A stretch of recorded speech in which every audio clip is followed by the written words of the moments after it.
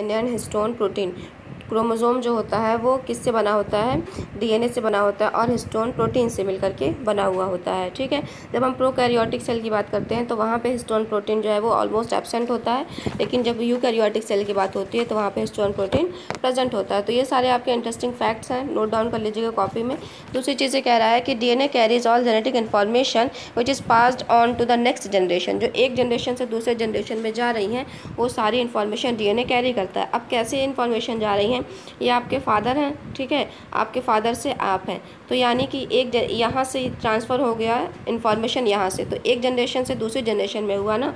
आपके ग्रैंडफादर से जो है वो चीज़ें पास हुई आपके फादर में, आपसे फादर से आपको वहाँ ट्रांसफ़र हो गई, एक से दूसरे में हुई, दूसरे से तीसरे में। तो ये जो ट्रांसफ़र हो रहा है चीज़ों का, जैसे आपकी फादर की बॉडी स्ट्रक्चर है, जो भी चीज़ें सारा कुछ है, तो 50% आपकी बॉडी में भी वो चीज़ें आती हैं। तो जेनेटिक इन्फॉर्मेशन, इसको जीन्स कहा जाता है। जो भी कैरेक्टर्स होते हैं वो सारे जो है वो फादर मदर से ट्रांसफ़र होते हैं। तो इसीलिए कहा जा रहा है कि DNA carries all genetic information which is passed on to the next generation.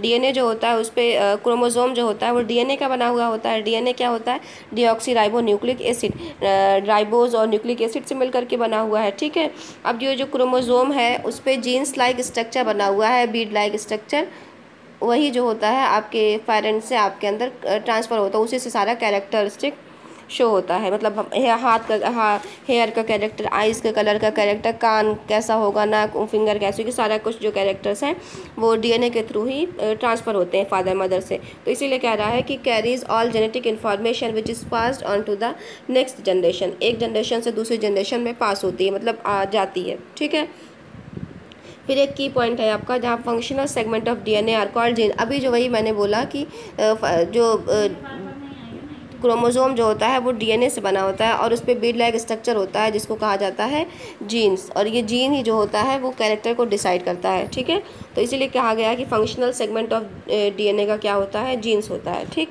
तो यानी कि हमने यहाँ पे डिस्कस किया, की पॉइंट डिस्कस कर लिया, और क्या हो गया कि डीएनए कैरीज जेनेटिक इन्फॉर्मेशन, ये हमने डिस्कस किया है। और क्रोमोसोम के बारे में थोड़ा बहुत चीज़ें डिस्कस की हैं। क्रोमोसोम न्यूक्लियस के अंदर होता है, फंक्शन ऑफ न्यूक्लियस हमने डिस्कस किया हुआ है। तो बहुत सारी चीज़ें यहाँ पे डिस्कस हो गई हैं। तो ये सारे के सारे आपके अमेजिंग फैक्ट्स हैं, और बाकी जो है इसके आगे हम लोग स्टार्ट करने वाले हैं अपना यूकैरियोटिक, प्रोकैरियोटिक सेल्स और साइटोप्लाज्म, और उसके अंदर जितने भी ऑर्गेनल्स आते हैं वो सारा कुछ। तो इंशाल्लाह आपका एक हफ्ते में चैप्टर ये कंप्लीट हो जाएगा। ठीक है।